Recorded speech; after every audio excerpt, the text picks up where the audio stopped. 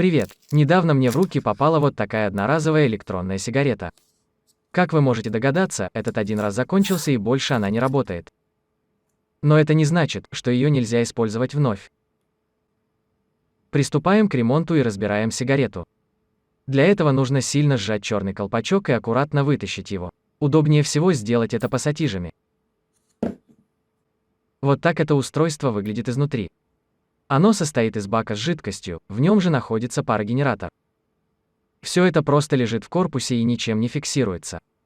Следом идет аккумулятор и воздушный датчик, который реагирует на поток воздуха и подает питание на парогенератор. Первое, что нужно сделать для реанимации – зарядить устройство. Не стану отпаивать аккумулятор, соединю проводами с зарядкой. А перед этим проверю напряжение. 2,2 вольта. Будем заряжать. На зарядку ушло пара часов, будем надеяться, оно того стоило.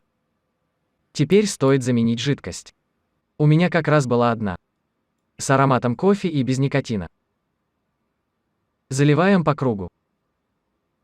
Ни в коем случае не в центр. Зальете парогенератор. Остался последний штрих. Закрыть устройство. Аккуратно вставляем все внутрь и прижимаем.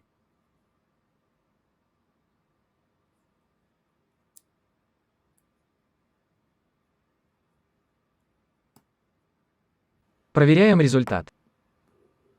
Работает. Хочу напомнить, что электронные сигареты могут быть вредны для вашего здоровья. Лучше увлекайтесь ими только с целью изучения новых устройств.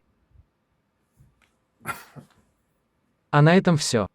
Ставьте лайки, оставляйте комментарии, подписывайтесь на канал. Пока!